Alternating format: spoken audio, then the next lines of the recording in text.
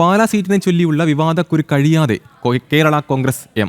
പാലാ സീറ്റിൽ ജോസ് കെ മാണി മത്സരിക്കുമെന്ന മന്ത്രി റോഷി അഗസ്റ്റിന്റെ ഏകപക്ഷീയമായ പ്രഖ്യാപനമായിരുന്നു രാഷ്ട്രീയ ചർച്ചകൾക്ക് തുടക്കമിട്ടത്.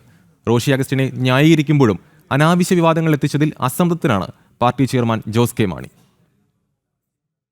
പാലയിൽ ജോസ് കെ മാണി തന്നെ മത്സരിക്കുമെന്ന് കേരള കോൺഗ്രസ് എം പാർട്ടി ചട്ടക്കൂടിനെയും ചെയർമാൻ ജോസ് കെ മാണിയെയും മറികടന്ന് മന്ത്രി റോഷി അഗസ്റ്റിൻ പറഞ്ഞതിലെ വിവാദം കെട്ടടങ്ങാതെ നിൽക്കുമ്പോൾ വിവാദങ്ങളിൽ നിന്ന് തലയുരാനാണ് പാർട്ടി ചെയർമാൻ ശ്രമിക്കുന്നത്.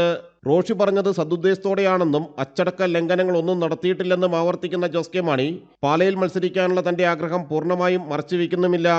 റോഷി പറഞ്ഞത് തനിക്കും സുഖിച്ചുവെന്ന് പറയുമ്പോഴും താൻ ക്യാപ്റ്റനായുള്ള LDF ജാഥയുടെ ശോഭ കെടുത്തുന്നതായി വിവാദങ്ങളെന്നാണ് വിലയിരുത്തുന്നത്. ജാഥയുടെ ശോഭ കെടുത്താൻ കോമൺ പെയ്ഡ് പ്ലാറ്റ്ഫോം തന്നെ പ്രവർത്തിച്ചെന്നാണ് ജോസ് കെ മാണിയുടെ ആരോപണം. കേരള കോൺഗ്രസ് പാർട്ടിയോട് സംബന്ധിച്ചിടത്തോളം അത് തന്നെയാണ്. ഞാൻ മത്സരിക്കണമെന്ന് ആഗ്രഹമാണ്, പക്ഷെ അത് പാർട്ടി തീരുമാനിക്കും. അല്ല, ഞാൻ തന്നെ എടുത്ത് പറയുമ്പോൾ പരിമിതിയില്ല. അത് ഞാൻ മത്സരിക്കാം, ആരെങ്കിലും പറഞ്ഞാൽ മത്സരിക്കും, ഞാൻ പറഞ്ഞാൽ മത്സരിക്കുകയിലാണ്, പാർട്ടി തീരുമാനിക്കും. ഇവിടെ ഏറ്റവും പ്രധാനമായും ഒരു പെയ്ഡ് കോമൺ പെയ്ഡ് പ്ലാറ്റ്ഫോംസ് ആണ് ഈ തെരഞ്ഞെടുപ്പിൽ പ്ലേ ചെയ്യുന്നത്.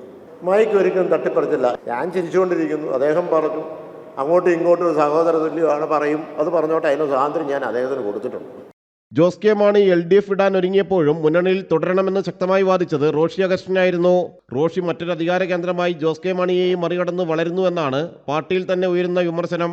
വിജയസാധ്യതയേറിയ സീറ്റിൽ ജോസ് കെ മാണി മത്സരിച്ച് ജയിച്ചു വരികയും LDFന് തുടർഭരണം ഉണ്ടാവുകയും ചെയ്താൽ മന്ത്രിസ്ഥാനത്ത് നിന്ന് താൻ തഴയപ്പെടുമെന്ന ആശങ്കയും റോഷി അഗസ്റ്റിനുണ്ട്. ജനം, കൊച്ചി.